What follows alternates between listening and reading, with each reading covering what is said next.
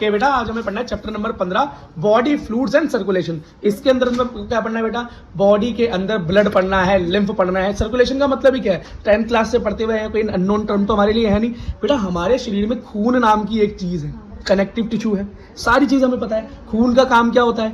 हमारे शरीर के अंदर कार्बन डाइऑक्साइड को बाहर करना, ऑक्सीजन को सारे शरीर में पहुंचा देना, खाने जब पच जाए खाना, जब एनर्जी बन जाए उसको सारे शरीर में पहुंचाना, न्यूट्रिएंट्स को, विटामिन को, मिनरल्स को, सबको शरीर में उस जगह तक पहुंचा देना जहां पर उसकी रिक्वायरमेंट है। समझ में आ गया? बस यही है। और बेटा ऐसी कौन सी मोटर लगी हुई है, जैसे ऐसी कौन सी मोटर लगी हुई है जो इस खून को सब तरफ पहुंचा देती है? क्योंकि खून के खुद हाथ पैर तो है नहीं जो भाग के जाता हो, ना पंख है जो उड़ के जाता हो। हार्ट नाम की मोटर लगी हुई है। जैसे आपके घर के अंदर क्या लगा हुआ है? समर का मोटर लगा हुआ है ना, ढक से बटन दबाते हो पानी सीधा टंकी में आ जाता है। ऐसी बेटा हमारे शरीर के अंदर क्या है? हार्ट है। हार्ट क्या करता है बेटा? खून को पंप करता है, खींचता भी है और फेंकता भी है। दो काम करता है, पहले खींचता है और फिर फेंकता है। ठीक है, आगे इसके बारे में बढ़िया से पढ़ेंगे, टेंशन फ्री होकर। बस अब देखते जाओ जो मैं समझाऊं। शुरू करते हैं बेटा। देखो धमाकेदार इंट्रोडक्शन के बाद देखो चैप्टर नंबर 15। सबसे पहले देखो बेटा ब्लड के अंदर क्या क्या पाया जाता है। देखो सबसे पहले जो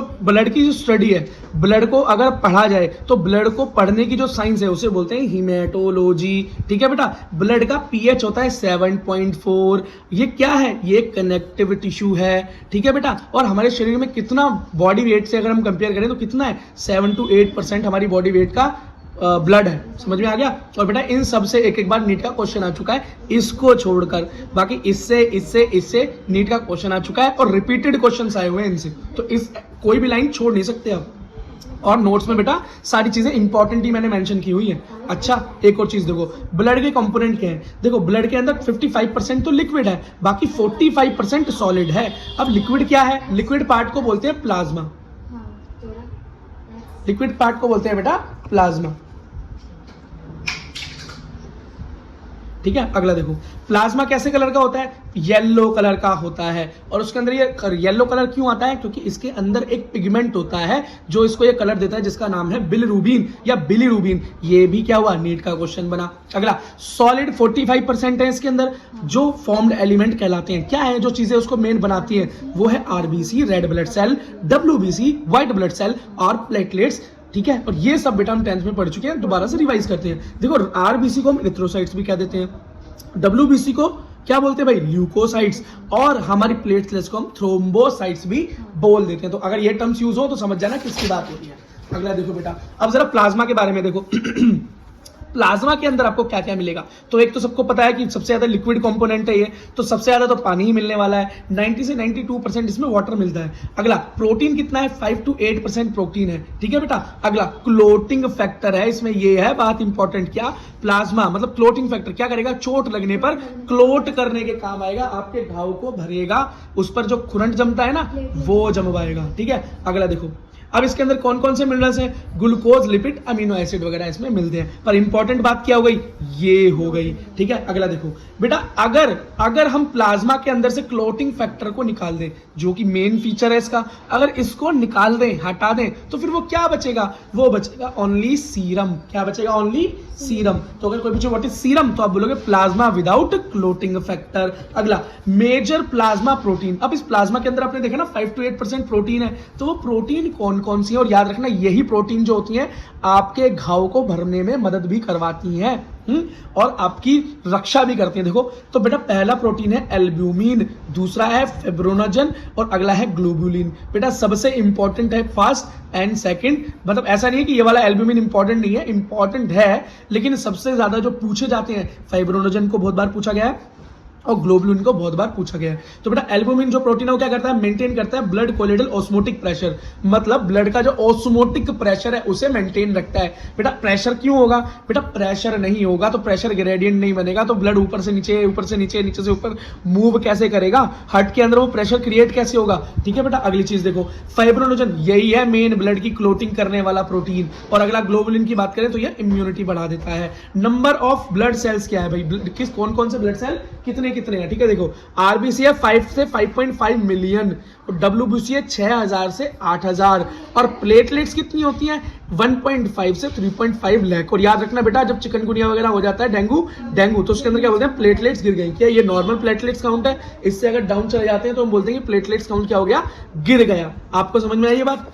ठीक है। तो बेटा एक चीज और देखो, सबसे कम कौन है, डब्ल्यूबीसी, उसके बाद प्लेटलेट्स, और सबसे ज्यादा आरबीसी है, रेड ब्लड सेल सबसे ज्यादा है, ठीक है। एक और चीज देखो, ब्लड सेल कहां पर बनती हैं, जो हमारे शरीर की बड़ी हड्डियां होती हैं, वो हड्डियां बेटा अंदर से खोखली होती हैं, बोन मैरो होता है उनके अंदर, उनके अंदर ही बेटा एक सेल पाई जाती है, इसे हम स्टेम सेल बोलते हैं। क्या बोलते हैं? स्टेम सेल बोलते हैं। और उन्हीं के साथ हमको एक और चीज मिलती है, रेड बोन मैरो, जिसको बेटा बच्चे नॉन वेजिटेरियन होते हैं वो क्या करते हैं, चूस चूस के खा लेते हैं, है ना, चूसते हैं उसको, या कुत्ते वगैरह हड्डियों को चूसते हैं, तो क्या बोन मैरो होती है उसके अंदर, और वहीं पर स्टेम सेल्स होती हैं। Blood cells are formed in adult. अगर बेटा एडल्ट्स की बात की जाए तो रेड बोन मैरो मतलब बोन मैरो के अंदर बनती है ना, कहां पर, लंबी हड्डियों के अंदर। हड्डियों के अंदर खोखली जगह होगी, छोटी छोटी हड्डियों में कहीं खोखली जगह होती है, ठीक है। अब बेटा रेड ब्लड सेल आरबीसी के बारे में पढ़ो। आरबीसी का जो शेप होता है वो बाई कॉनकेव होता है, बाई कॉनकेव, इस तरीके से दो तरफ इस तरह की होगी, इस तरह का शेप मिलेगा आपको उसका, ठीक है। अच्छा साइज देखो तो 7.5 नैनोमीटर होता है ना। अब न्यूक्लियस इसके अंदर नहीं होता, यही बहुत तगड़ी बात है, और ये इतनी छोटी सी लगने वाली बात से ही नीट का क्वेश्चन बनता है कि रेड ब्लड सेल का मेन कैरेक्टर क्या है। वो कैरेक्टर है कि भैया उसमें न्यूक्लियस ही नहीं होता। अगला, कलर कैसा है, रेड होता है, किस वजह से, क्योंकि उसके अंदर मिलता है हीमोग्लोबिन, जो उसे रेड कलर देता है। अच्छा कहां पर बनती हैं, अगर बच्चे की बात करें, योग सैक की बात करें, एम्ब्रियो की बात करें, तो वो कहां बनेगी, योग सैक के अंदर, एम्ब्रियो में। लेकिन जब बड़े की बात करें तो लीवर और स्प्लीन में बनती है, लीवर और स्प्लीन में। और बोन मैरो तो आपको मैंने ऊपर बताया है, ठीक है। अगला, माइटोकॉन्ड्रिया तो इसके अंदर नहीं है, क्या है, नहीं है, इसलिए एनएरोबिक रेस्पिरेशन करेगा। और जिसे ये बात समझ नहीं आई वो ब्रीथिंग वाला चैप्टर देखे, उसमें बहुत डिटेल में बात की हुई हमने, ठीक है। अगला देखो, एरेथ्रोपोरेसिस का मतलब process of formation of erythrocytes, erythrocyte formation करता है ये। अगला, लाइफ स्पैन क्या है, यहां से क्वेश्चन बनता है भाई, यहां से क्वेश्चन बन जाता है कि आरबीसी कितने दिन जिंदा रहती है, तो आप बोलोगे जी 120 दिन जिंदा रहती है, सिर्फ कितने, 120 दिन जिंदा रहती है। और ग्रेवयार्ड मतलब मरने के बाद कहां जाती है, तो हम बोलेंगे स्प्लीन में जाती है। मरने के बाद कहां जाती है, स्प्लीन में जाती है। ये बहुत इंपॉर्टेंट कुछ टॉपिक्स थी, जहां स्टार लगा रहा हूं बेटा वहां पर याद रखना कि ये नीट में क्वेश्चन बनकर आपके सामने प्रकट हो सकता है। अब हीमोग्लोबिन की बात करो, आपने देखा ना कि रेड ब्लड सेल में क्या है, हीमोग्लोबिन। अब वही इसको क्या दे रहा है, रेड कलर दे रहा है। अब इसके अंदर है क्या भाई, ये दो चीजों से मिलकर बनी है हीमोग्लोबिन, किससे, एक हीम से और एक ग्लोबिन से, इन दोनों से क्या हुआ, हीमोग्लोबिन हो गया। ये हीम क्या है भाई, ये हीम है आयरन और पोरफिरिन, आयरन और पोरफिरिन। और ग्लोबिन क्या है भाई, मेन प्रोटीन कंपोनेंट है ना। हीमोग्लोबिन का प्रोटीन कंपोनेंट क्या है, ग्लोबिन, क्या है, ग्लोबिन 95% है ना। हीम तो सिर्फ 5% है जो आयरन कंपोनेंट है, लेकिन जो मेन बॉडी है वो प्रोटीन कंपोनेंट है। और कैसी प्रोटीन है, 4 पॉलीपेप्टाइड चेन है, 4 पॉलीपेप्टाइड चेन है। और फॉर्मेशन ऑफ प्रोटीन में हम पढ़कर आए थे बायोमोलिक्यूल में कि अल्फा चेन होती है और बीटा चेन होती है। अब 4 चेन है तो उसका मतलब 2 अल्फा 2 बीटा चेन होंगी, ठीक है। अगला देखो, WBC व्हाइट ब्लड सेल्स क्या है, देखो WBC को 2 जगह पर बांटा गया है। पहला है हमारा क्या है बेटा, ग्रेन्युलोसाइट्स, और अगला है ए ग्रेन्युलोसाइट्स, ग्रेन्युलोसाइट्स और ए ग्रेन्युलोसाइट्स, ठीक है। इसके अंदर क्या आता है, तो इसमें आता है न्यूट्रोफिल, बेसोफिल, एसिडोफाइल, है ना। और ये क्या है हमारे ए ग्रेन्युलोज, इसका नाम है मोनोसाइट और लिम्फोसाइट। यह मोनोसाइट और लिम्फोसाइट तो बड़ा सुना सुना सा लग रहा है भाई, क्यों, क्योंकि ये आपने अपनी 10th क्लास के अंदर भी पढ़ा था। अभी अगर इसकी वो पढ़ते हैं बेटा, इसके वर्किंग भी पढ़ते हैं। अब ये देखो, ये neutrophil, basophil, acidophil, monocyte, lymphocyte, ये इतने सारे कंपोनेंट है व्हाइट ब्लड सेल के। तो ज्यादा कौन है और कम सॉरी कम कौन है, तो बेटा इसके लिए हमने एक टर्म बना रखी है, नीलिमा भाभी। क्या, नीलिमा भाभी। नीलिमा भाभी से हमें याद हो जाएगा कि कौन सा ऑर्डर कितने पर आता है। एन से क्या हो गया, न्यूट्रोफिल हो गया, एल से क्या हो गया, लिम्फोसाइट हो गया, एम से मोनोसाइट हो गया, ए से एसिडोफाइल हो गया, बी से बेसोफाइल्स हो गया। ठीक है बेटा, अब जरा इनके कुछ काम धंधे पढ़ लेते हैं, करते क्या है, नाम ही नाम है क्या, काम भी है कुछ। देखो न्यूक्लियोसाइड क्या करेगा,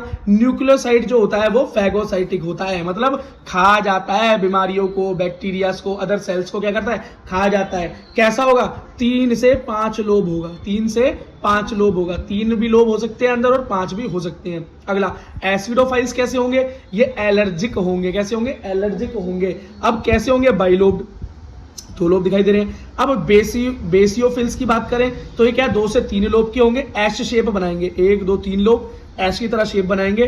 और करते क्या है, हिपेरिन नाम का हार्मोन छोड़ते हैं, हिस्टामाइन नाम का, सीरोटोनिन नाम का, और इन सारे हार्मोन्स के बारे में हम आगे पढ़ने वाले हैं।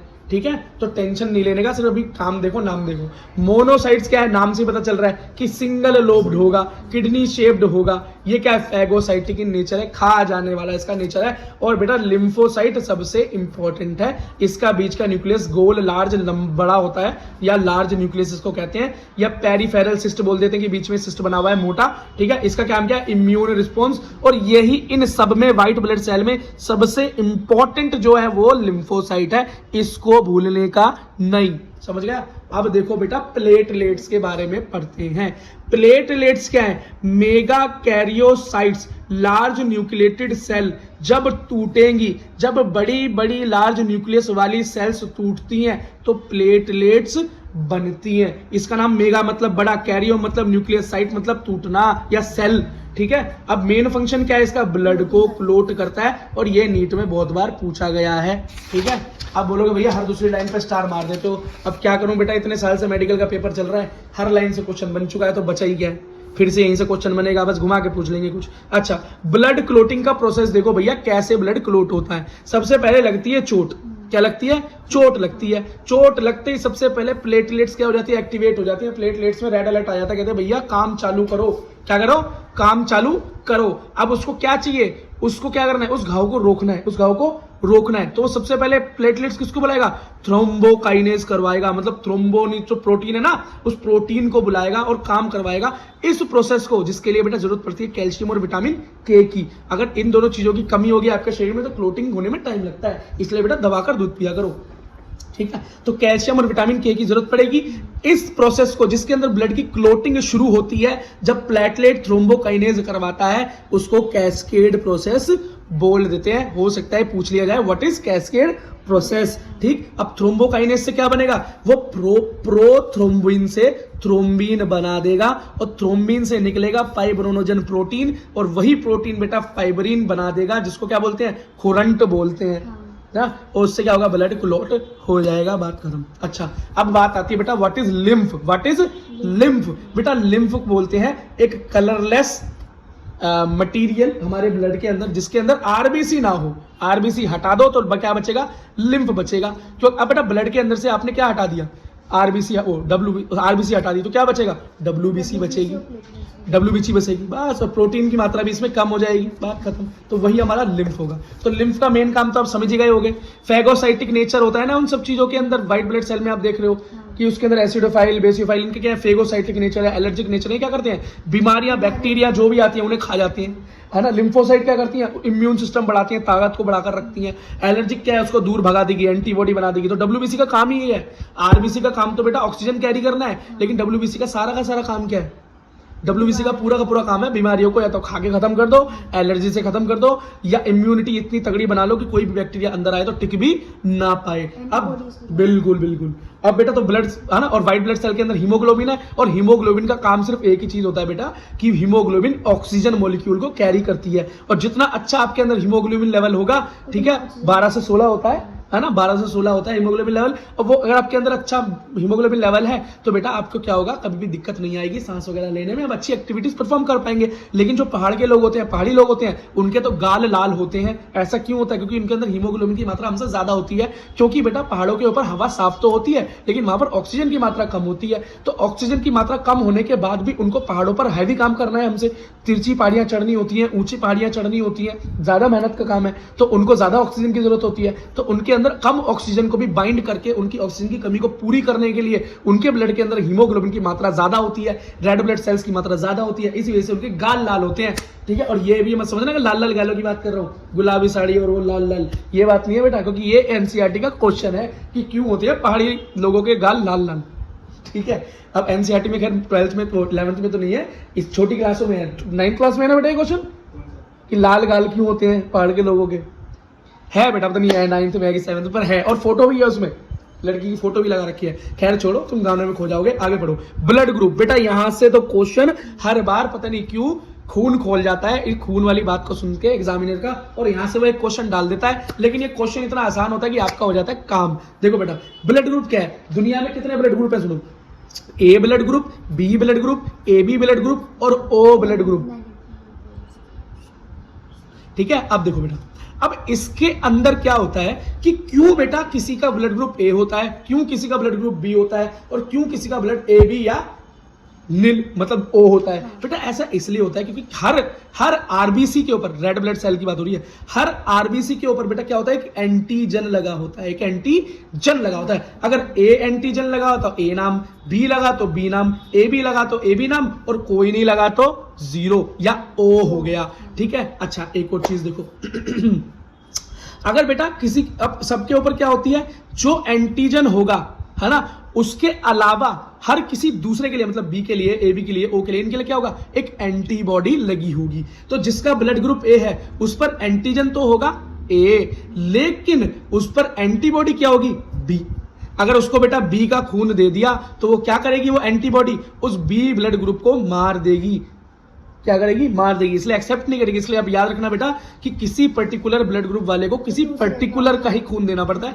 अगर आपने वो नहीं दिया तो क्या हो जाएगा, अगर आपने वो नहीं दिया, गलत खून चढ़ा दिया, बिना चेक किए चढ़ा दिया, तो पेशेंट की मौत भी हो सकती है, क्योंकि उसका ब्लड ग्रुप अगर मान लो ए है और आपने बेटा उसको बी खून चढ़ा दिया तो क्या होगा, उसके पास पहले से ही आरबीसी पे एंटीजन है ए और एंटीबॉडी बनी हुई है बी, तो एंटीबॉडी क्या करेगी, जैसे ही बी का अंदर खून जाएगा वो उसको लगेगा कि कोई बीमारी अंदर आ गई, उस बीमारी को वो मारने की कोशिश करेगा, खत्म करने की कोशिश करेगा, और खुद के पास तो खून है ही नहीं, इस प्रोसेस में वो किल कर देगा अपने आप को, तो बेटा लोग मर भी जाएंगे। तो कई लोग पता क्या करते, कई लोग सोचते अरे अगर हम जानवर का खून अपने अंदर चढ़ाएं तो क्या होगा, हम स्पाइडरमैन बन जाएंगे। बेटा स्पाइडरमैन नहीं बनोगे, आप लाश बन जाओगे। देखो अब कौन है जो कि ए ब्लड ग्रुप को खून दे सकता है, तो या तो उसका ब्लड ग्रुप ए हो या ओ हो, ओ वाला हर किसी को खून दे सकता है। अभी देखेंगे क्यों। अगर ब्लड ग्रुप बी है तो उस पर कौन सी एंटीजन होगी, बी, लेकिन एंटीबॉडी क्या होगी, ए। इसका मतलब ए का खून नहीं चढ़ सकता, सिर्फ बी का चढ़ सकता है, और ओ तो भैया यूनिवर्सल डोनर है, सबको खून दे सकता है। क्यों दे सकता है अभी नीचे पढ़ेंगे। अब एक ब्लड ग्रुप होता है ए बी, मतलब एक ऐसा ब्लड ग्रुप जिसके पास दोनों एंटीजन है, ए बी है और बी बी है, तो इसके पास तो कोई एंटीबॉडी होगी ही नहीं। अब जिसके पास कोई एंटीबॉडी नहीं है, मतलब कोई ऐसी तरीका ही नहीं है कि वो किसी को मार सके, कैंसिल कर सके, तो क्या करेगा भैया, वो तो सबका खून लेने को तैयार है, ए का भी ले लेगा, बी का भी ले लेगा, ए बी का भी लेगा, और ओ का तो सब ले ही लेते हैं। तो ये क्या हो गया, यूनिवर्सल एक्सेप्टर हो गया, यूनिवर्सल एक्सेप्टर हो गया। तो जिसका ब्लड ग्रुप ए बी है, अगर उसको चोट लग जाए तो डॉक्टर बिना चेक करे उस पर खून चढ़ा सकता है, लेकिन खून इंसान का होना चाहिए। ठीक है, कहीं स्पाइडरमैन बनने की सोचो, आप बोलोगे भैया स्पाइडर का खून थोड़ी ना चढ़ जाता है, अरे मजाक कर रहा हूं। देखो अब ओ ब्लड ग्रुप वालों के साथ क्या दिक्कत है कि उनके ब्लड के ऊपर कोई एंटीजन है ही नहीं, क्या कोई एंटीजन है ही नहीं।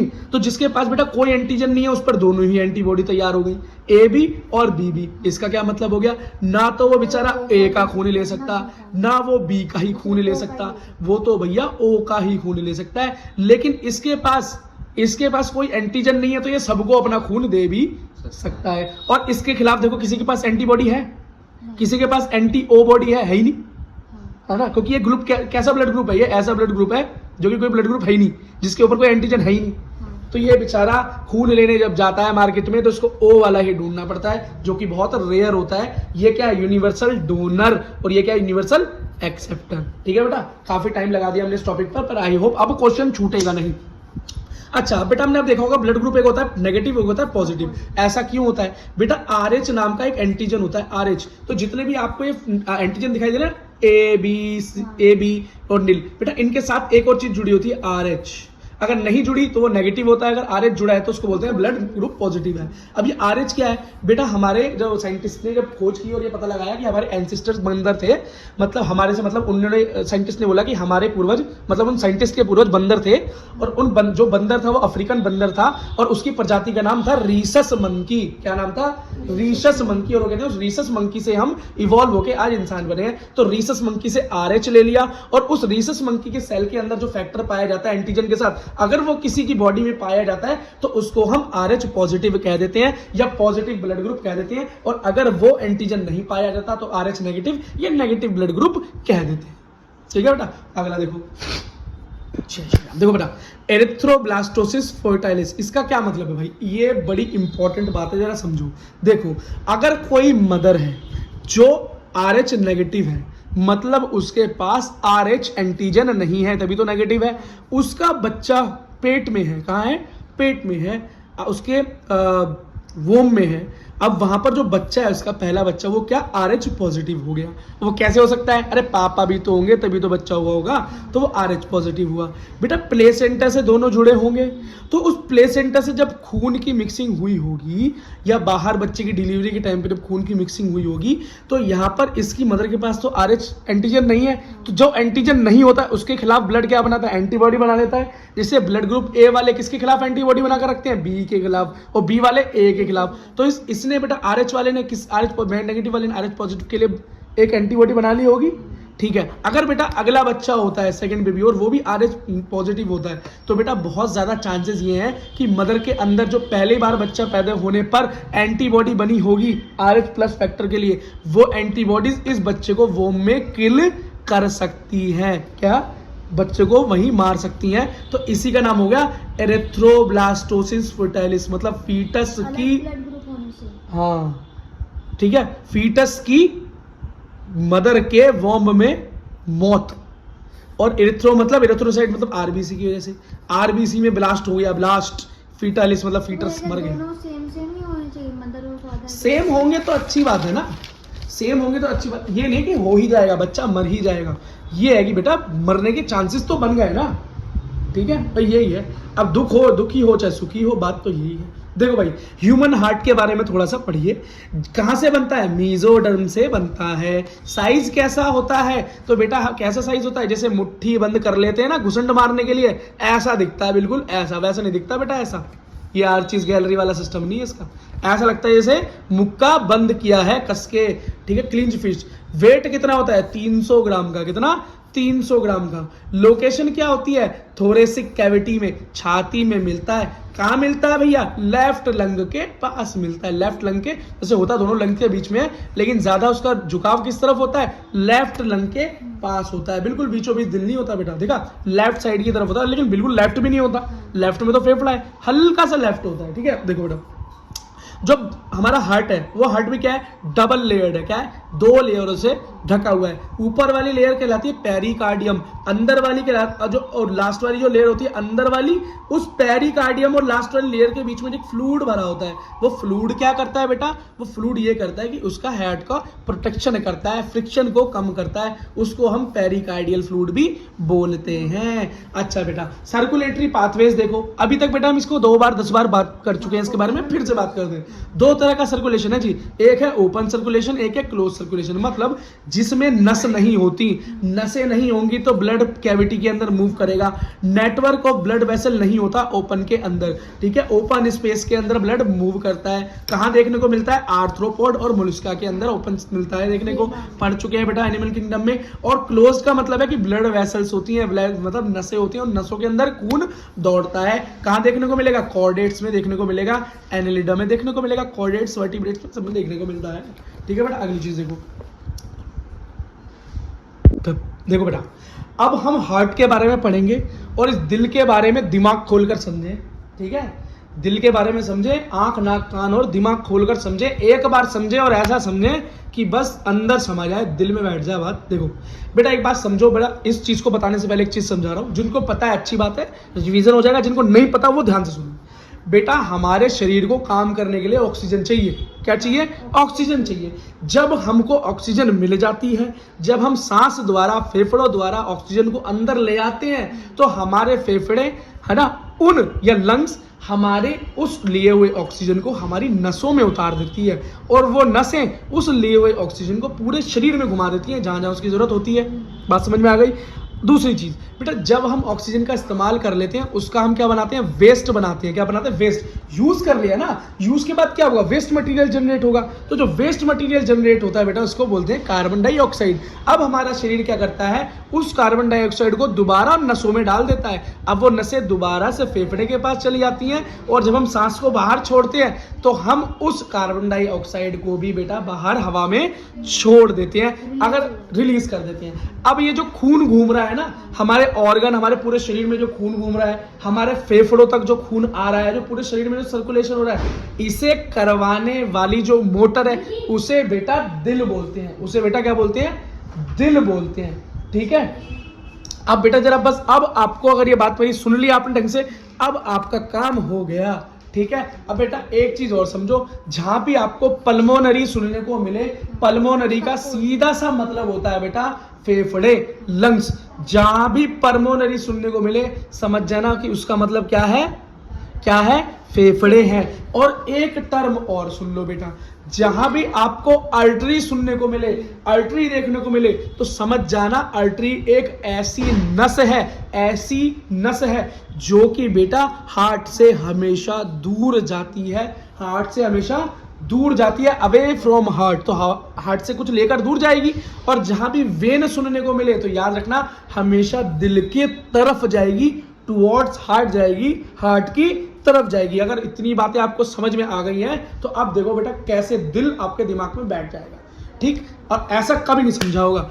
ये देखो बेटा आपके फेफड़े, यहाँ पर आपका ऑर्गन, हाथ पैर जहां भी ऑक्सीजन की जरूरत है, और ये है आपका हार्ट। बेटा जब हमने हार्ट पढ़ा था 10th क्लास में, दिल से पढ़ा था तो अच्छी बात, नहीं पढ़ा तो आज पढ़ लो। बेटा हार्ट हमारा जो इंसान का होता है वह 4 चैम्बर का होता है, मतलब दिल के अंदर 4 कमरे हैं। कितने हैं?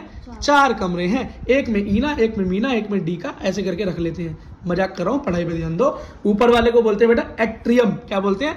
एट्रियम। और नीचे वाले को बोलते हैं वेंट्रिकल। ऊपर वाले को एट्रियम और नीचे वाले को वेंट्रिकल बोलते हैं। राइट साइड वाले को राइट एट्रियम, लेफ्ट वाले को लेफ्ट एट्रियम। नीचे भी वही कहानी चलती है, राइट वाले को राइट वेंट्रिकल, अगले वाले को लेफ्ट वेंट्रिकल। बात समझ में आ गई? देखो बेटा, अब जहां जहां मैंने नीले से काम कर रखा है, समझ जाना यहां पर डीऑक्सीजनेटेड ब्लड है, मतलब ऐसा खून है जिस खून के अंदर कार्बन डाइऑक्साइड, और जहां जहां पर लाल है वो क्या है? वो मेरा मनपसंद खून है जो मेरे शरीर को चाहिए। मेरा लाल कैसा लाल है? जिसमें ऑक्सीजन भरा हुआ है। अब जरा देखो होता क्या है हमारे शरीर, मेरा कहानी में उल्टी शुरू कर रहा हूं, शुरुआत नहीं कर रहा, उल्टी शुरू करूंगा, आपको समझ में आ जाएगी। हमने हाथ चलाया, हमने दिमाग चलाया, नीट की पढ़ाई कर रहे हैं बहुत तगड़े तरीके से, और जब हम तैयारी कर रहे हैं तो क्या ऑक्सीजन की खपत हो रही है? ऑक्सीजन का कंज्यूम किया, CO2 बन गया। अब हमारे ऑर्गन ने नस में क्या छोड़ दिया? CO2 को छोड़ दिया, क्योंकि उसकी अब जरूरत नहीं है, उसकी जरूरत नहीं है। उसको ले जाने वाली जो नस होती है वो है वेना कावा, और वेन जहां भी आ जाए वो क्या है? जो दिल की तरफ जाए। इतनी बात ध्यान रखना। अब क्या हुआ? ऑर्गन से खून डीऑक्सीजनेटेड वाला कहां गया? सीधा सबसे पहले कमरे में एंटर हो गया। सबसे पहला कमरा ये, दूसरा कमरा ये, तीसरा ये, चौथा ये, ऐसे होता है ना। पर बेटा याद रखना इसमें ऐसे नहीं है। अब याद रखो, पहला कमरा ये, दूसरा कमरा ये, तीसरा कमरा ये, और चौथा कमरा ये, मतलब ऊपर और नीचे वाले कनेक्टेड है। इधर ऊपर और नीचे वाले कनेक्टेड है। इतनी सी बात ध्यान रखो कि दिल पूरा दिमाग में घुस जाएगा और बाहर नहीं आएगा कभी भी। देखो, तो जब बेटा वीना कावा बोलते हैं, वीना कावा से डीऑक्सीजनेटेड ब्लड कहां जाएगा? हार्ट की तरफ ही जाएगा। हार्ट की तरफ चला गया और सबसे पहले कमरे मतलब राइट एट्रियम में घुस गया। अब जब राइट एट्रियम में घुसा तो राइट एट्रियम और राइट वेंट्रिकल के बीच में कनेक्शन है, मैंने बताया वो बेटा यहां से खून नीचे की तरफ मूव करेगा और कहां चला जाएगा, राइट वेंट्रिकल में चला जाएगा। और राइट वेंट्रिकल उसे कहां फेंक देगा, राइट वेंट्रिकल उसको बेटा फेफड़ों की तरफ फेंक देगा। और जो भी नस फेफड़ों की तरफ जाती है वो पल्मोनरी कहलाती है, या फेफड़े से आए तो पल्मोनरी कहलाएगी। इसका मतलब जब भी पल्मोनरी का नाम सुनो तो याद रखना कि वो बेटा फेफड़े से जाने वाली या फेफड़े से आने वाली नस की ही बात कर रहा होगा। और जो नस खून डीऑक्सीजनेटेड ब्लड हमारा पंप करके अब प्रेशर बना के फेंका ना उन्होंने लंग्स के पास लेकर जाती है वो पल्मोनरी आर्टरी होती है। अब वो फेफड़ों की तरफ चली गई, फेफड़ों पर जब वो कार्बन डाइऑक्साइड गई हमने सांस छोड़ी और वो कार्बन डाइऑक्साइड बाहर चली गई और वहीं से हमने सांस भरी और ऑक्सीजन अंदर ले ली। अब वो ऑक्सीजन वाली हमारी गैस अंदर आ गई, हमने नसों में छोड़ दी। किस नस से छोड़ी, जो कि अब जाएगी हार्ट की तरफ। और हार्ट की तरफ कौन जाता है भाई, कौन जाता है हमारी हार्ट की तरफ, वेन्स ही जाती हैं। तो कौन सी जाएगी, पल्मोनरी वेन्स। अब क्यों जाएगी, क्योंकि फेफड़े से होकर जा रही है इसलिए पल्मोनरी, और वेन क्योंकि हार्ट की तरफ जा रही है। अब इसकी एंट्री होगी तीसरे कमरे में। तीसरा कमरा कौन सा है हमारा, लेफ्ट एट्रियम। अब लेफ्ट एट्रियम में एंट्री हुई तो इसका कनेक्शन क्या है, ठीक नीचे वाले से, लेफ्ट वेंट्रिकल से। वो लेफ्ट वेंट्रिकल में गया, लेफ्ट वेंट्रिकल ने इसको धक्का दिया। कहां पर दिया, यहां धक्का दिया कि वो ऑर्गन के पास दोबारा चली जाए। और यही सबसे बड़ी मेन नस है जिसे हम ऑर्टा कहते हैं, और ये बड़ी ही इंपॉर्टेंट नस है। सारा ऑक्सीजनेटेड ब्लड ही फर्स्ट टाइम इसी से होकर गुजरता है, ये ऑर्टा है। और गुस्से में लोग इसे ही काट लेते हैं, उल्टे हाथ में यहाँ को मिलती है। देखो फड़फड़ा रही है ना मेरी, तो देखो समझ में आ गई, आप मत काट लेना, आप डॉक्टर बन के दूसरों ही काटना, लेकिन जब बीमारी हो तब, मारने के लिए नहीं। अच्छा एक चीज याद रखना बेटा, आर्टरी जो होती है और वेन जो होती है, याद रखना आर्टरी के अंदर छेद छोटा होता है, वेन का छेद बड़ा होता है। ऐसे देख लो, इसका मतलब आर्टरी में प्रेशर हमेशा ज्यादा होता है, आर्टरी में प्रेशर ज्यादा होता है, वेन में प्रेशर कम होता है। आर्टरी में बेटा प्रेशर इसलिए ज्यादा होता है क्योंकि बेटा हमारा हार्ट पूरा जोर लगाकर आर्टरी से खून जब फेंकता है तो पूरे शरीर में पहुंचाना होता है। लेकिन बेटा नॉर्मल जब यहाँ बात करें वेन्स की, तो वेन्स को तो सिर्फ फेफड़ों तक जाना है मेनली, या ऑर्गन से आना है, तो उनको इतना प्रेशर नहीं है क्योंकि एक ही जगह पर जाना है, मेन रूटीन वही है। लेकिन ऑर्गन तो बेटा हमारी पैर की छोटी उंगली भी है और सर भी है और इस हाथ की छोटी उंगली भी है, तो कहाँ तक पहुंचाना है। तो बेटा हाईएस्ट प्रेशर कहाँ मिलेगा आपको, आर्टरी के अंदर मिलेगा। और आप बोलोगे भैया इसका छेद छोटा होने से प्रेशर कैसे होगा, बेटा पानी के पाइप को कभी मुंह दबाकर पे देखा है, तेज हो जाता है पानी। क्यों बेटा, जितना सरफेस एरिया कम उतना ज्यादा प्रेशर। समझ में आया, ठीक है। क्या कहते हैं तुम्हारे सर जी इस बारे में, कहते हैं ना, एक सर जी तुम बता रहे थे सर जी हम मारते हैं तो कहते हैं अच्छा वो कम क्षेत्रफल ज्यादा बल, ठीक है। देखो बेटा अब जरा हम आ गए हैं मेन फोटो पर। देखो जिसके बारे में हम बहुत ज्यादा बातें कर रहे थे, जिसको हम अच्छे से समझ रहे थे, अब हम उसके पास आ गए हैं। अब बेटा आप अच्छे से समझ पाओगे इसे, और ऐसा समझा दूंगा ना इस दिल को, अगर 8 मिनट तक यहाँ रुके हुए हो और अगले 7-8 मिनट और यहाँ रुक गए, दिल ऐसा चला जाएगा अंदर दिमाग में कि भूल भी नहीं पाओगे। चाह के 10 बार बैठ के बोलोगे ना भूल जा भूल जा भूल जा, भूल ही नहीं पाओगे। और ऐसा देखा भी नहीं होगा पड़ा हुआ। असली फोटो देखो, मजा आया देख के, कुछ भी नहीं है बेटा, इसको बहुत आराम से समझा दूंगा क्या क्या हो रहा है यहाँ पे, ठीक है। फिर कुछ नहीं करना, इसको खा जाना। देखो देखो बेटा दिल देखो, दिल। अब दिल का मैंने जानबूझ के शेप आपका वाला बनाया है जो आप चाहते हो। देखो ये क्या है भैया, ऊपर वाला पोर्शन, इधर वाला राइट एट्रियम और ये लेफ्ट एट्रियम ऊपर वाला, और नीचे वाला क्या वेंट्रिकल, तो राइट वेंट्रिकल और लेफ्ट वेंट्रिकल। इतनी बात समझ में आ गई। मैंने क्या बताया, राइट एट्रियम और राइट वेंट्रिकल में क्या एक कनेक्शन है, एक दरवाजा लगा हुआ है। लेकिन याद रखना दरवाजा कैसा है, ये ऐसा दरवाजा है जो सिर्फ नीचे की तरफ खुलता है, ऊपर की तरफ खोलते हैं तो ठीक बंद हो जाता है, खुलता ही नहीं ऊपर की तरफ। ऐसा दरवाजा देखो, ऐसा देखा, ऐसे मतलब ऊपर से कोई चीज नीचे तो जा सकती है लेकिन नीचे से ऊपर जब जाती है तो बंद हो जाता है। एक ही तरफ खुलता है दरवाजा, बड़ा तेज है। मतलब जब ब्लड इसके अंदर जाता है ना राइट एट्रियम में, जब डीऑक्सीजनेटेड ब्लड जाता है, सबसे पहले अभी दिखाया था मैंने, और जैसे ही वो नीचे जाता है ना, वो बेटा ऊपर वापस नहीं आ पाता, ऊपर वापस नहीं आ पाता। फिर वो यहाँ जाता है, बस देख लेना अब क्या जाता है, यहाँ किस तरफ मूव करता है, ठीक है। अब यह गेट मैं क्यों समझा रहा था, क्योंकि बेटा इन गेटों के बारे में भी बहुत पूछा जाता है, ठीक है बेटा। अब अगली चीज देखो, देखो ये जो चीज सबसे पहले ऊपर जुड़ी हुई है, ठीक है, जो राइट एट्रियम से जुड़ी हुई है, आपको एक बात तो पता है, इसे बोलते हैं वेना कावा। क्योंकि अभी ऊपर पढ़कर आए थे, अगर वीडियो स्किप कर कर नहीं देख रहे तो। और वीना कावा कौन थी? जो कि ज्यादातर डीऑक्सीजनेटेड ब्लड हमारे दिल में फेंक रही थी, ठीक है, दिल में फेंक रही थी। अब ये दो तरह की होती है, मतलब एक छोटा और एक बड़ा। बड़ी वाली को बोलते हैं, ऊपर वाली को बोलते हैं सुपीरियर वेना कावा, नीचे वाली को इन्फीरियर वेना कावा बोल देते हैं। याद रखना वीना कावा के अंदर क्या होता है? डीऑक्सीजनेटेड ब्लड फ्रॉम ऑर्गन्स, ठीक है। अब क्या होगा? खून यहाँ पर आया, बेटा याद रखना आपका जो दिल होता है ना, दिल, गुब्बारे लाओ, गुब्बारे, बच्चों को समझाना है, गुब्बारे लाओ, वो रहे गुब्बारे, जल्दी उठाओ बेटा। दिल दिल, थोड़ा सा वेट करो बेटा, तुम्हारे लिए कुछ बढ़िया सिस्टम लेके आया हूँ। मेरा तो दिल ही उड़ गया, कहाँ गया? पकड़ो पकड़ो पकड़ो पकड़ो बैग, क्या हो गया? इतनी तेज हवा नहीं चल रही यार। देखो बेटा, ये मान लो ऊपर वाले दो हमारे लोब और ये नीचे वाले दो लोब, ये बन गए चैम्बर। हार्ट के क्या बन गए? चैम्बर। बेटा याद रखना, जब ये दिल धड़कता है ना, धक धक करता है, धक धक, ऐसे धक धक नहीं करता, करता है लपडब लपडब। हम बोलते हैं धक धक, चलो धक धक ही कर लो, ये तो यार रुकने का नाम मिल ले रहे, कैसे गुब्बारे हो गए। देखो बेटा याद रखना, ये वाला जो चैम्बर है, राइट एट्रियम, ये अलग धड़कता है, मतलब ये अलग पिचकता है। क्या करता है? पिचकता है। और फिर ये नीचे वाला अलग पिचकता है, राइट वेंट्रिकल।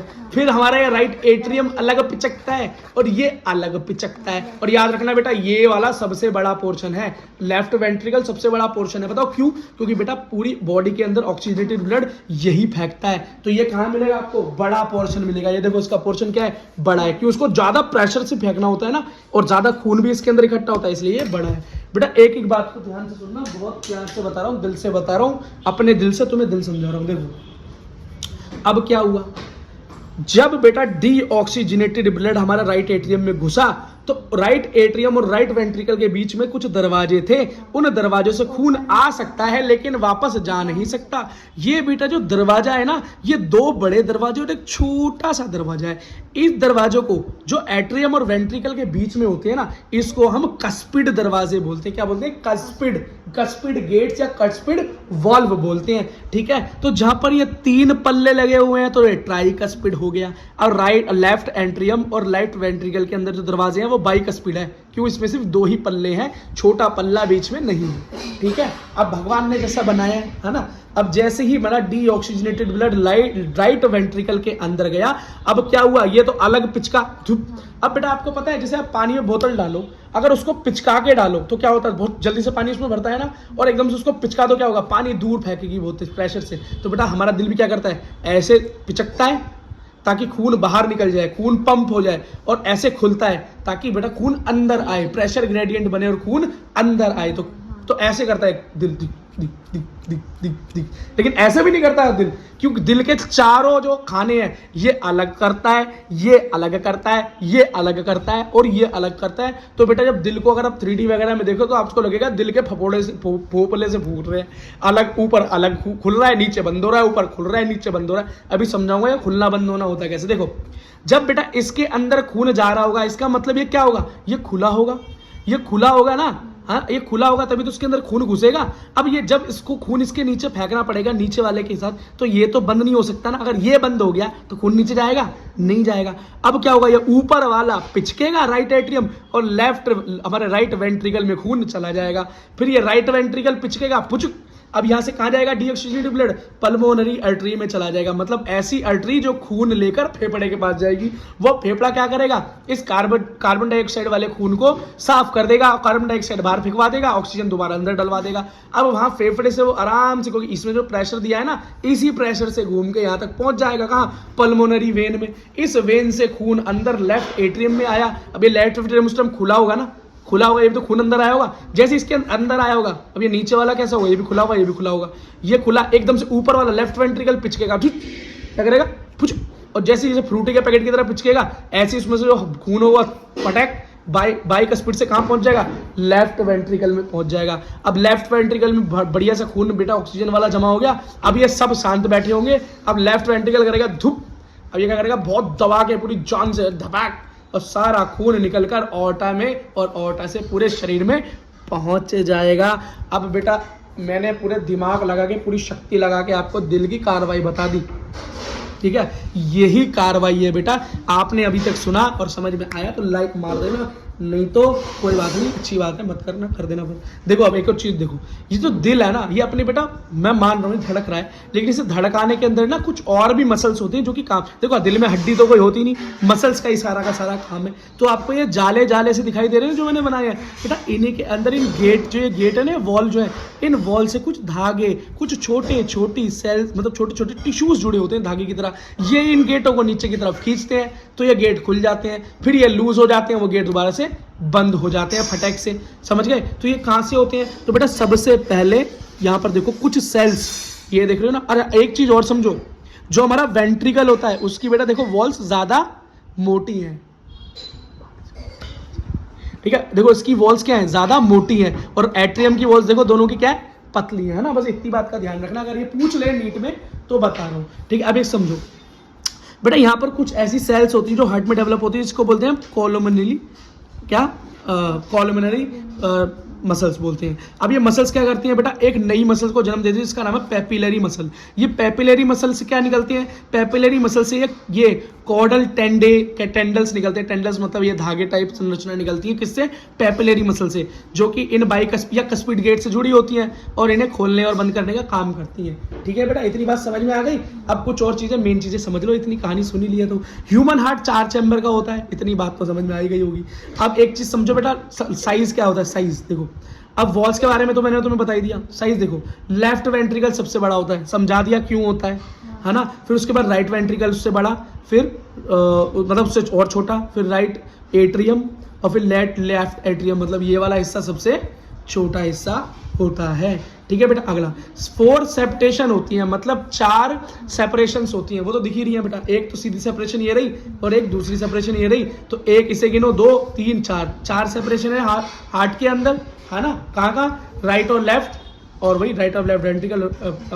अब बेटा मैंने सारी चीजें आपको बता दी, कहाँ पर थिन है और कहाँ पर थिक वॉल है। देखो ना बेटा, एट्रियम्स के बीच में लेफ्ट और राइट और लेफ्ट में थिन वॉल, वेंट्रिकल्स में बड़ी वॉल, मोटी वॉल्स। ठीक है, अगली चीज देखो बेटा, वॉल्स मतलब ढक्कन। अब ये ढक्कन क्या है भाई, ढक्कन 2 तरह के होते हैं। एक तो ढक्कन यहाँ पे भी लगा हुआ है बेटा, ये जो हमारे ऑर्टा और ये पल्मोनरी आर्टरी है ना, अब यहाँ से खून ऐसा तो है नहीं कि भाई यहाँ पे आया तुरंत ही बाहर निकल गया, दबेगा तभी तो बाहर निकलेगा, इसका मतलब कोई ढक्कन तो है जो रोक के रखता है तब तक। तो यहाँ पर बेटा 2 ढक्कन लगे होते हैं, यहाँ पे भी यहाँ पे भी। वो क्या है, सेमी लूनर वाल्व कहलाते हैं। क्या कहलाते हैं, सेमी लूनर वाल्व कहलाते हैं। और ऊपर वाले तो कस्पिड वाल्व है ही। अब एक है ट्राइकस्पिड और एक बाइकस्पिड। ठीक है, अब मैंने ये भी बता दिया दोनों कहाँ में मिलते हैं। और बेटा हार्ट जो साउंड करता है उसे क्या बोलते हैं, लब और डब। ठीक है बेटा, देखो बेटा, हार्ट जब बेटा बीट करता है ना, बीट से मेरा मतलब है जब हार्ट बेटा दबता है और खुलता है। अब मैंने आपको उसकी सारी प्रोसेसिंग बताई, जिस बच्चे को नहीं समझ में आई दोबारा से वीडियो देखो।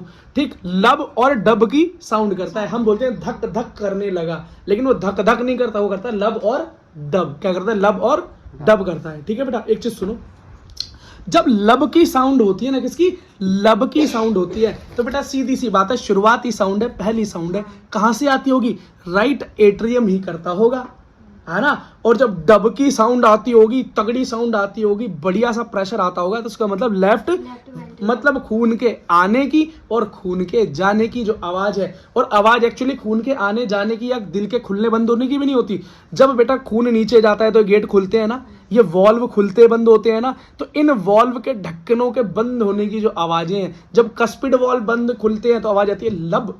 और जब बेटा बड़े वाले वेंट्रिकल के ढक्कन जो है ना, हमारे सेमिन्यूरल वाल्व जब बंद होते हैं तो आवाज आती है डब। और याद रखना बेटा, जो लब की आवाज होती है वो होती है हल्की, कैसी होती है, डल साउंड होती है। जो डब साउंड होती है, पहली साउंड कैसी होती है, हल्की साउंड होती है, क्योंकि कहाँ, वहां पर बेटा खून आता है, कहां पर खून आता है, डीऑक्सीजनेटेड ब्लड हमारे हार्ट के अंदर आता है, खून हमारे हार्ट में आता है। तो बेटा वो इतनी बड़ी बात नहीं है, लेकिन जब प्रेशर लगा के हार्ट जब बाहर जोर से खून को बाहर फेंकता है ताकि पूरी बॉडी में सर्कुलेशन हो पाए ऑक्सीजनेटेड ब्लड का, तब आवाज आती है डब। और वो आवाज कैसी होती है, वो आवाज होती है ऊंची।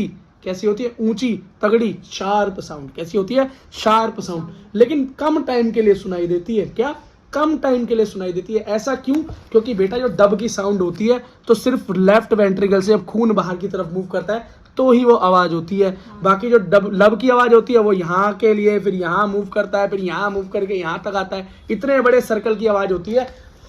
सॉरी बेटा, आवाज तो होती है कम इंटेंसिटी की, लेकिन लंबे टाइम तक सुनाई देती है। ऐसी होती है लब डब लब डब लब डब लब डब लब डब, ऐसी आवाज आती है बेटा। और डब की आवाज आएगी तेज और लब की आवाज आएगी कम, लेकिन ज्यादा समय तक सुनाई देती है लब की आवाज और कम समय तक सुनाई देती है डब की आवाज, लेकिन होती है दूसरी बड़ी। अच्छे से समझ में आ गई होगी बात, मजे आ रहे होंगे पढ़ने में। एक और चीज देखो बेटा, कॉलम कार्नल ने बेटा, मैंने इसकी ये बताई थी आपको, मसल्स बताई थी, तो उसको मस्कुलर रिज बनती हैं, फिर पैपिलरी मसल बनती हैं, पैपिलरी मसल से टेंडे जुड़ जाते हैं और वो वॉल्स को कंट्रोल करते हैं, गेट्स को कंट्रोल करते हैं, हार्ट के गेट को कंट्रोल करते हैं, यही खींच कर खोल देते हैं ढक्कन, खून नीचे आ जाता है, लूज हो जाते हैं, ढक्कन बंद हो जाता है। बात समझ में आ गई? ठीक है बेटा। अब देखो अगली चीज देखो, हार्ट जो है ना वो न्यूरोजेनिक भी हो सकता है और मायोजेनिक भी हो सकता है। इसका क्या मतलब हुआ जी? हार्ट अगर न्यूरोजेनिक है तो मतलब हार्ट को जो बीट कराने के लिए जो ताकत चाहिए ना बेटा, जो हार्ट को बीट कराता है, ये सिग्नल्स होते हैं। ये क्या होते हैं? सिग्नल्स होते हैं, इलेक्ट्रिकल सिग्नल्स होते हैं बेटा, जिनकी वजह से हार्ट क्या करता है? लब डब कर सकता है, धड़क सकता है, बंद खुल हो सकता है। समझ रहे हो? कई बार क्या होता है, किसी बीमारी के अंदर बेटा हार्ट रुक जाता है, फिर हम उसे क्या कहते हैं? इलेक्ट्रिक शॉक देते हैं। देखा ना पिक्चरों में, झटके लगाते हैं। क्यों? ताकि उस करंट से दोबारा से उस हार्ट के अंदर वर्किंग स्टार्ट हो जाए। आगे पढ़ते हैं बेटा उसके बारे में। देखो तो जो अगर न्यूरॉन नर्व सिस्टम से अगर इंपल्स निकल रही है और दिल को कंट्रोल कर रही है तो वो क्या है? Neurogenic heart. और मायोजेनिक हार्ट क्या है? अगर बेटा नर्व इंपल्स इंपल्स जनरेट हो रही है किसी और मस्कुलर टिश्यू से रादर देन नर्वस सिस्टम, तो वो मायोजेनिक हार्ट कहलाता है। ठीक है। अगला बेटा, नोडल टिश्यू ऑफ हार्ट। बेटा इसके बारे में बड़े प्यार पूर्वक, ध्यान पूर्वक और सारे पूर्वक समझ लो कैसे है ये। देखो सबसे पहली बात समझो बेटा, नोडल टिश्यू क्या है? हमारे हार्ट के अंदर कुछ 3 इस तरह के नोड्स होते हैं। देखो नोड्स, गोल गोल नोड्स। एक बार इसे समझ लो, ऐसा लगेगा डॉक्टर बन गए। देखो हार्ट में बेटा जो नोड्स होती हैं उसे हम पेस मेकर या पेस सेटर भी बोल देते हैं। यही होते हैं बेटा, यही है ये जो हमारे हार्ट के नोडल सेल्स हैं, जो पेस मेकर है, पेस सेटर्स है, यही है बेटा जो दिल को झटका देते हैं। दिल में इलेक्ट्रिक करंट बोलते ना, दिल में झटका लगा, तूने जब देखा तो तूने देखने से नहीं हुआ, किसी के देखने से नहीं झटका लगता, वो झटका ये देती हैं, ये पेस मेकर्स देते हैं बेटा। ये देखो सबसे पहले क्या है? SA node. सबसे पहली नोडल सेल क्या है? SA node. कौन सी है बेटा?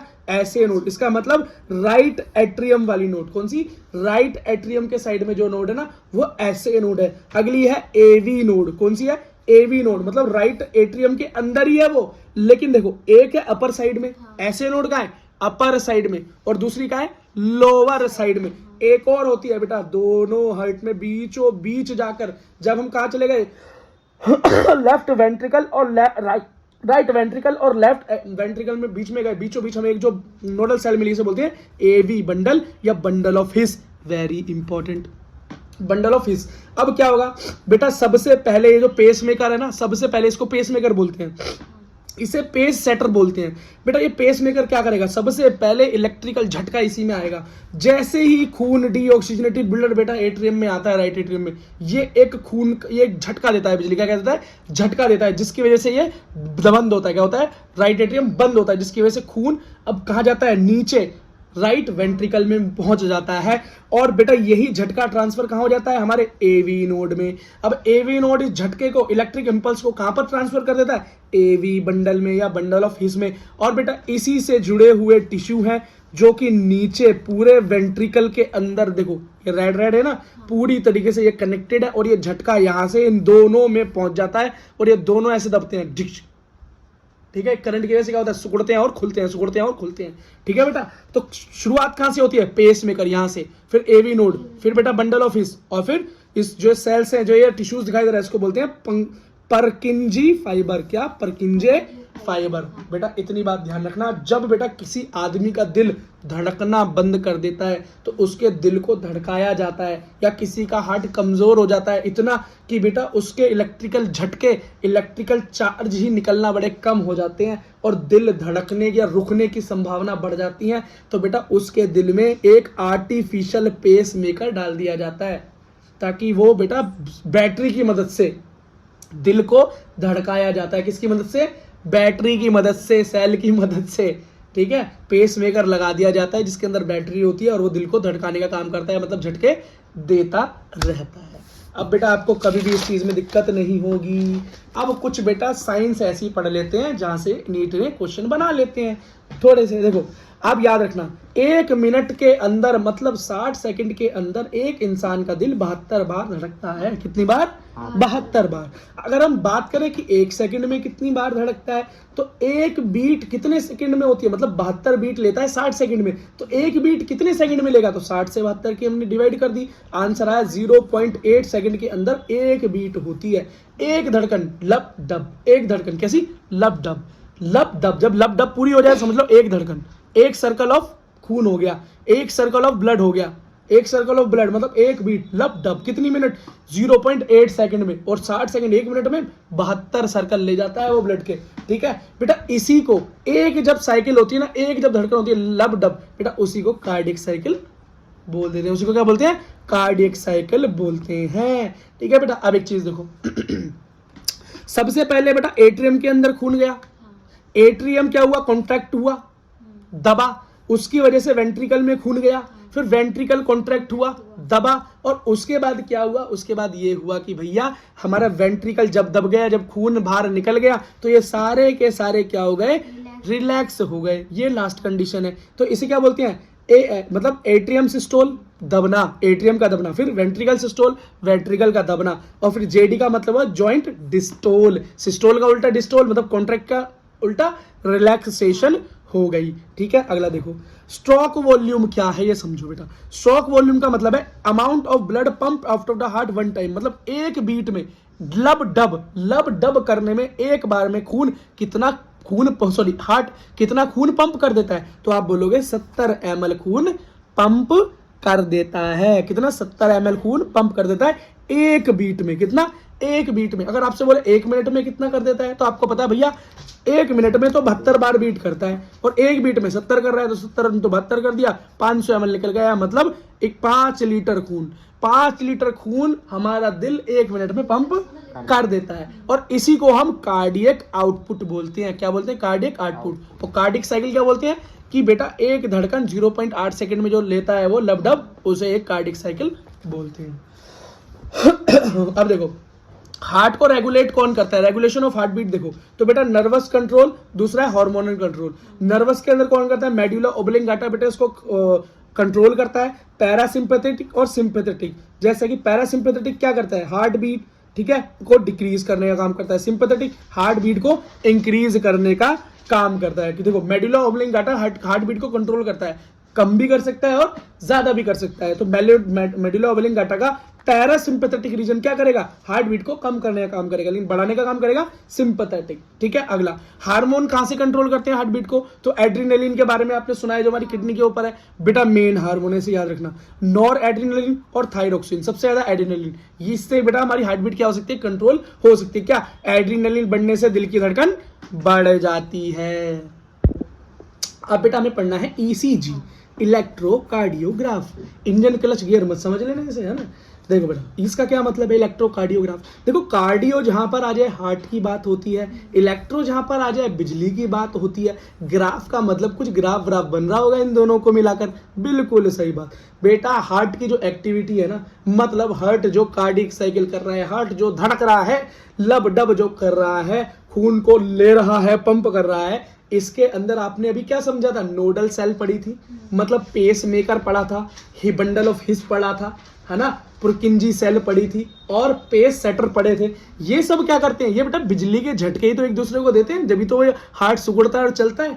तो बेटा उसी करंट के जो सिग्नल्स हैं, उन सिग्नल्स को पकड़ लेते हैं, और एक मशीन बना ली है इंसान ने उन सिग्नल्स को पकड़ने की। देखो बेटा जब वो सिग्नल पकड़ में आते हैं तो समझ में आता है हार्ट अपना काम कर रहा है। अगर वो सिग्नल में कमी है तो समझ जाता है कि बेटा हार्ट अपना काम नहीं कर रहा है, और यहीं से पता चल जाता है कि हार्ट कैसा काम कर रहा है। बिना दिल को चीरे, दिल चीर कर देख, बिना दिल को खोले हम हार्ट की बीमारी का पता लगा लेते हैं। ये बोलते हैं भैया आपको तो अटैक आने वाला है, पढ़ना चालू कर दो। देखो भैया, पोजीशन ऑफ लीड्स, भैया इस मशीन की लीड कहाँ कहाँ पर लगाई जाती है, तार इंसान के कौन कौन से शरीर में पार्ट में लगा देते हैं चेक करने के लिए। देखो सबसे पहले सीधी कलाई में बांधेंगे, लेफ्ट रिस्ट उल्टी कलाई में बांधेंगे, और लेफ्ट एंकल मतलब उल्टे पैर के एंकल में भी उस वो क्लिप को लगा देंगे, तार को लगा देंगे। और जब लगा देंगे तो बेटा एक मॉनिटर होगा, उस मॉनिटर पे इस तरह की धड़कन चल रही होगी, हरे कलर में लब डब चल रहा होगा। और ये लब डब जब तक चलता रहता है तब तक पिक्चर चलती रहती है। और जब ये लाइन एकदम सीधी हो जाए, जब यहाँ पर ये बेटा ये पहाड़ पर्वत बनने बंद हो जाए, तो समझ लेना कि आदमी का खेल खत्म हो गया और अब रोल चालू हो गया हीरो का, जब वो रोएगा।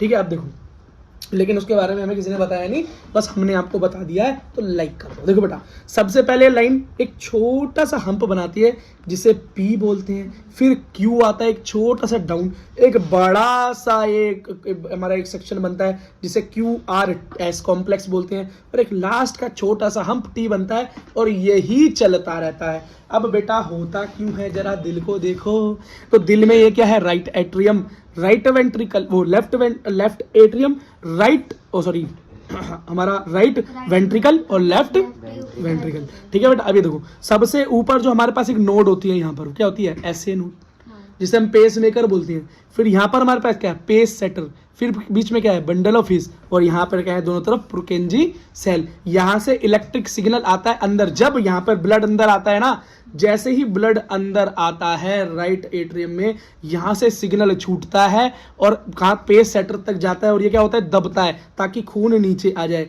यहाँ से सिग्नल कहाँ जाता है भाई, हमारे बंडल ऑफ हिस में जाता है, और वहां से पुरकिंजी सेल में जाता है, जिससे कि पूरा का पूरा सिस्टोल और डायस्टोल मूवमेंट चलता है। और जैसे जैसे करंट के झटके एक दूसरे में ट्रांसफर होते हैं, तो ये कॉम्प्लेक्स बनना चालू हो जाते हैं। देखो जब P बने तो इसका मतलब है डीपोलराइजेशन ऑफ आर्टरिया, मतलब आर्टरिया में सबसे पहले ऐसे नोड में करंट छूटा और आर्टरियम क्या हुआ, डीपोलराइज हो गया, दब गया, क्या हुआ, दबा, जिससे खून नीचे गया। अब QRS कॉम्प्लेक्स जब बनेगा, मतलब ये QRS, तो पहला वाला तो बना एट्रियम का डीपोलराइजेशन नीचे, फिर डीपोलराइजेशन होगा वेंट्रिकल का। अब लास्ट जब खून घुसा तो बना P।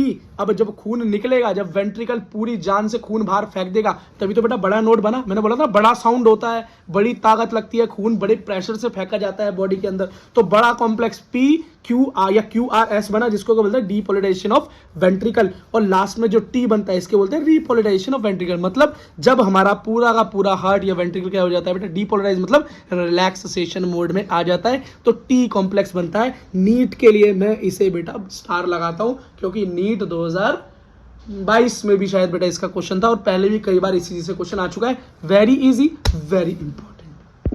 देखो बेटा डिसऑर्डर्स, देखो ब्लड से रिलेटेड जो डिसऑर्डर है, या खून से रिलेटेड, या हमारे हार्ट से रिलेटेड जो है, सबसे पहला है हाइपरटेंशन। जब हम बहुत टेंशन लेते हैं, बहुत ज्यादा ब्लड प्रेशर बढ़ जाता है, तो ब्लड प्रेशर हमारा बढ़ने से मतलब है कि नॉर्मल से ज्यादा हो जाता है। नॉर्मल हमारा ब्लड प्रेशर कितना है, 120 से 180 mmHg। Hg मतलब पारा, जिस मशीन से बेटा हम नापते हैं ना, हाँ वही स्फैग्नोमीटर जो होता है ना, गैमनोमीटर जो है हमारा, यही बीपी नापता है। पुरानी वाली मशीनें से दबा दबा के चेक करते हैं, अब तो बेटा सेल वाली मशीन आ गई, लेकिन उसके अंदर जो पारा यूज होता है, Hg यूज होता है। ठीक है, जो कि क्या बताता है बेटा, ये हमारे को हाईएस्ट लेवल बीपी और ये लो लेवल। इससे जब 120 से ऊपर हो जाए तो हाई, 180 से नीचे हो जाए तो लो। ठीक है, अगला पल्स प्रेशर क्या है, सिस्टोलिक एंड डायस्टोल। डायस्टोल और सिस्टोल के दौरान जो प्रेशर तैयार होता है हार्ट में, वही है।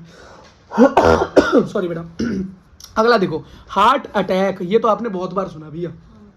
हार्ट अटैक का मतलब है हार्ट मसल्स का डेड हो जाना, डेथ हो जाना। हार्ट मसल्स क्या हो जाए, खराब हो जाए, मर जाए, दिल ही मर जाए, काम करना ही बंद कर दे। कार्डियक अरेस्ट का क्या मतलब है कि दिल जो है जिंदा तो हो लेकिन बीट करना बंद कर दे, लब डब करना बंद कर दे। हार्ट फेल हो गया, फेल होने का मतलब क्या है भैया, लब डब भी कर रहा है, हार्ट मतलब खून भी बेचारा ला रहा है, लेकिन इतना जान ही नहीं बची उसके अंदर की खून को आगे पंप कर पाए, तो उसे बोलते हैं हार्ट फेल हो गया। फेल कौन बच्चा होता है, जो मेहनत करता है, कोशिश भी कर रहा होता है, पेपर देता है, फिर फेल हो जाता है। तो मतलब हार्ट बेचारा काम तो कर रहा है, लेकिन जो करने के लिए वो बना है वो कर नहीं पा रहा। लेकिन कार्डियक अरेस्ट का मतलब है हार्ट जिंदा तो है लेकिन बीट करना बंद हो गया। और हार्ट अटैक का मतलब है कि भैया हार्ट की मसल्स ही मर गई, अब तो वो ना जिंदा है और ना ही कुछ काम कर, जब मर ही गया तो बात ही खत्म, ठीक है। तो heart attack, cardiac arrest, heart failure को बार बार एक बार और देख लेना, क्योंकि यहाँ पर बेटा बच्चों को क्या हो जाती है, कन्फ्यूजन हो जाती है, समझ गए। अगला देखो, हाँ, एंगीना पेक्टोरिस। ये बेटा एंगीना पेक्टोरिस क्या है, या एंजीना पेक्टोरिस जिसे बोलते हैं, क्या है इसका मतलब है, छाती में बहुत तगड़ा दर्द होना। देखा है बेटा बाबूजी के छाती में दर्द हो जाता है पिक्चरों के अंदर, जब वो कुछ अनहोनी बात सुनते हैं तो, है ना, ऐसे हो जाते, ठीक है। तो वो जो बेटा एंगीना पेक्टोरिस का मतलब है हार्ट अटैक वगैरह इन सब चीजों से पहले क्या होता है, हार्ट जब काम करना बंद कर देता है तो बेटा क्या होता है, ऑक्सीजन पहुंचना बंद हो जाएगी हार्ट मसल तक, और जब ऑक्सीजन की कमी हो जाती है तो बहुत तेज दर्द होता है, एक्यूट मतलब बहुत तेज दर्द होता है बाबूजी के और इसको हम एंगीना पेक्टोरिस बोलते हैं। क्या बोलते हैं भैया, अगन लग गई मेरे तो छाती में, पेक्टोरिस मतलब पेक्टोरल की तरफ अगन लग गई, छाती में अगन लग गई। देखो अगला क्या है, कोरोनरी आर्टरी डिसीज। बेटा कुछ बीमारियां ऐसी भी होती हैं जो कि आर्टरी वगैरह के अंदर हो जाती हैं, हमारी नसों में हो जाती हैं, तो इसको बोलते हैं आर्थरोस्क्लेरोसिस, ठीक है। अच्छा क्या होता है, affect the vessel that supply blood to heart, मतलब जिस वेसल से खून जाता है हार्ट में, ठीक है, उसी में दिक्कत आ जाती है। क्या दिक्कत आ जाती है कि भैया उस नस के अंदर कैल्शियम, फैट, कोलेस्ट्रॉल, फाइबर ये सब जम जाता है, तो क्या होता है, नस ब्लॉक हो जाती है, ब्लॉक क्या हो जाती है, ब्लॉक। उसकी वजह से क्या होता है, खून पूरी तरीके से हार्ट तक पहुंच नहीं पाता, तो हार्ट बेटा फालतू काम कर करके परेशान हो जाता है, कई बार फेल हो जाता है, ठीक है। तो इसलिए क्या खाओ, साफ खाओ, साफ खाओ, शुद्ध खाओ, बढ़िया चैप्टर पढ़ो, रिवीजन करो, लाइक करो, सब्सक्राइब करो, चैप्टर खत्म हो गया।